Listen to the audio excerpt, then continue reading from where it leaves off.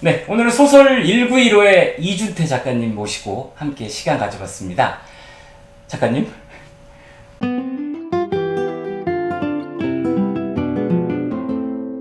안녕하세요. 4월의 아빠입니다. 오늘은 제75주년 광복절 맞이 나라사랑 이벤트 첫 번째 영상으로 제가 이미 리뷰를 통해 소개해드린 바 있는 소설 1915의 작가 인터뷰를 준비했습니다.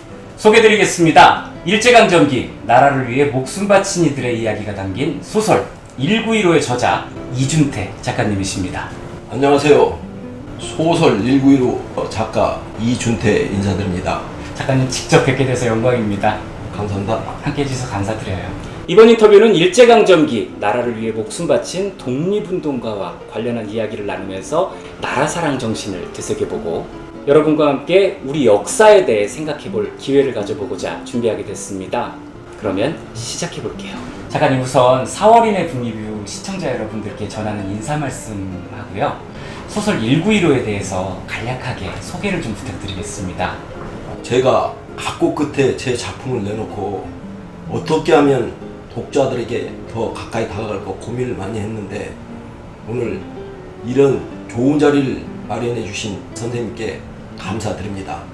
소설 1915는 일제강점기 남원을 배경으로 쓴 이야기입니다. 주인공은 서울로 유학을 하게 됩니다. 중앙고에 들어가게 되는데요.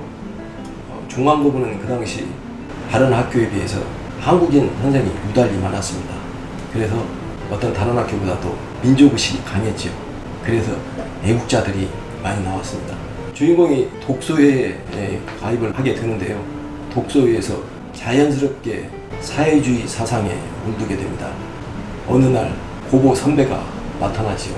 그 선배는 만주, 모스크바 등지를 돌아다니면서 한일 활동을 했던 선배였는데 비밀결사 가입을 번역하게 되죠.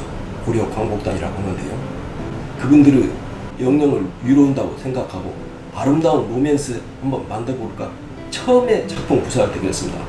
아름다운 로맨스, 그리고 뜨거운 우정, 그리고 낭만적인 장면도 전개가 됩니다. 이 소설을 읽으면서 굉장히 흥미롭고 신이 나게 진행이 된다는 걸 아십시오. 그 시절 실화를 재료 삼아서 만들어낸 픽션이다. 맞죠? 예. 작품 준비 기간이 6년 정도 걸리셨다고 말씀하셨는데요.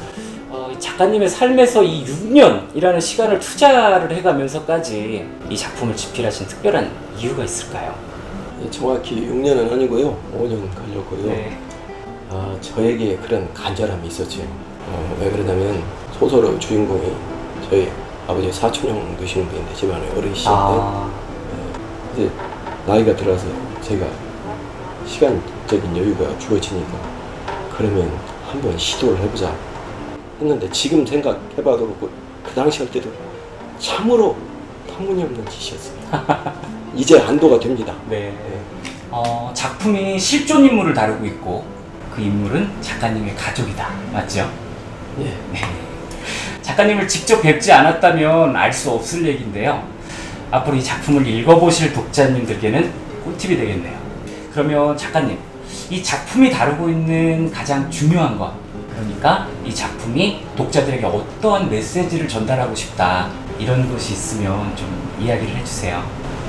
이제 우리가 바야흐로 21세기에 살고 네. 선진국 대열에 들어섰습니다. 명쾌합니다.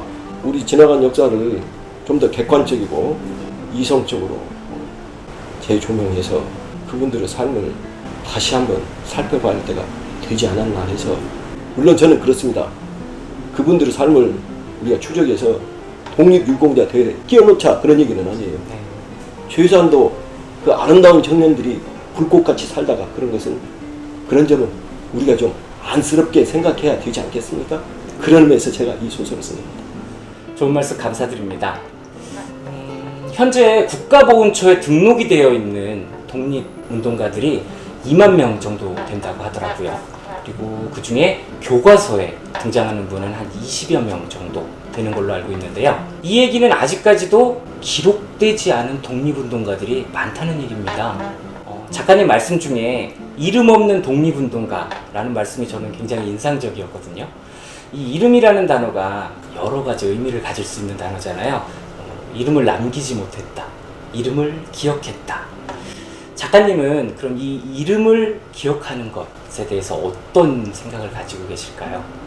그 역사를 되찾는 일이고 민족 정기를 높이는 것이죠. 충분히 깊게 생각해 볼 말씀을 전해주셨네요.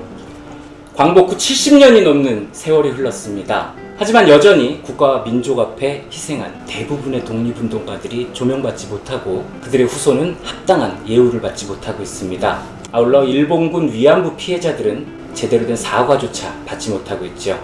반면에 친일 반민족 행위자들의 축적한 부는 건재합니다. 우리에게 이렇게나 많은 숙제가 있음에도 불구하고 사람들의 관심이 식어가는 것이 안타깝기만 한데요. 저는 오늘 이 자리에서 독립운동이라는 이슈를 제공해 주셨음과 동시에 많은 연륜이 쌓인 어른이신 작가님께 나라 사랑의 동기부여가 될 만한 말씀을 좀 부탁드리고 싶은데요. 한 말씀 가능하시겠어요? 제가 나이가 들어서 해외여행을 여러 번 다녀왔습니다.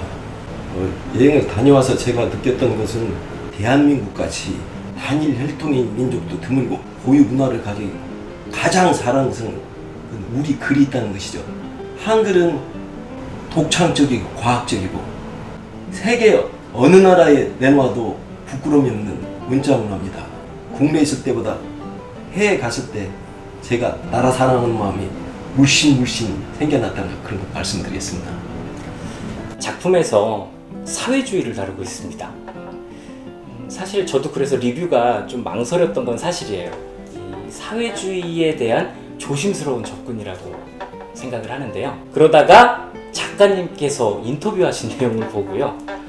사회주의 요것이 아닌 사회주의자들의 삶에 집중을 하셨다는 말씀을 읽고서 작품 리뷰를 결정하게 됐어요.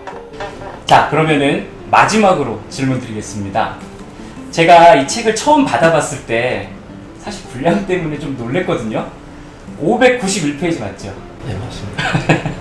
일단 대하소설을 즐기시는 분이라고 하면 특별히 무리는 없을 것 같은데요. 그렇지 않은 분이라면은 이렇게 책이 꽂혀 있을 때 책을 잡기가 좀 부담스러울 것 같다는 생각이 사실 들어요. 그럼에도 불구하고 이 책은 꼭 읽어야만 한다 라고 제가 여기다 멍석 깔아드릴 테니까요. 작가님께서 대놓고 영업 한번 해주시죠. 감사합니다. 그 독자 여러분들 그 서점에 가시게 되면 첫 장을 열어보십시오. 두세 장 넘기면은 서평이 나옵니다. 서평을 읽다 보면 책에 대한 호기심이 불신 생길 겁니다. 그러고 난 후에 본문에 들어가서 20페이지, 30페이지 읽어가다 보면 이야기에 점점 빠져들게 됩니다. 제 소설의 특징은 그 어느 누구도 이 책을 잡아본 사람은 손에 책을 놓을 수가 없게 됩니다. 소설 1915는 재미있지만 가볍지 않고 두껍지만 쉽게 몰입될 수 있는 책입니다. 제가 제 소설을 자랑하기가 상당히 쑥스러운데요. 지금 말씀드린 것은 소설 1915를 읽은 여러 독자들이 보내준 메시지를 대신해서 전해드린 겁니다. 어떠신가요? 소설 1915 한번 읽어보고 싶지 않으신가요? 그래서 제가 작가님과 출판사의 협조를 얻어서 도서 증정 이벤트를 준비했습니다. 곧이어 업로드될 이벤트 영상을 시청하시고요. 그 이벤트 영상에 참여를 해주시면 추첨을 통해서 여러분께 1915 책을 선물로 나눠드릴게요. 그런데 만약에 당첨이 안 되셨다면 자비로 구입을 해주시기를 노골적으로 부탁드리겠습니다. 네, 오늘은 소설 1915의 이준태 작가님 모시고 함께 시간 가져봤습니다. 작가님, 마지막으로 전하고 싶은 말씀 있으실까요? 예, 감사합니다. 뭐라고요? 네, 이제 곧 광복절입니다. 일제로부터 해방이 된 1945년 8월 15일. 국민 모두가 감격의 눈물을 흘렸던 순간이죠. 하지만 지금 이 영상을 시청하고 계시는 분 중에 그 순간을 직접 경험했던 분은 많지 않을 것 같습니다. 소설 1915를 통해서 그 순간을 간접 경험해보는 건 어떠실까요? 그럼 이만 마무리하겠습니다. 저는 또 다른 작품으로 여러분을 만나러 오겠습니다. 즐겁게 감상하셨다면 구독, 좋아요, 알림 설정까지 꼭 부탁드리겠습니다. 감사합니다. 감사합니다. 감사합니다. 감사합니다.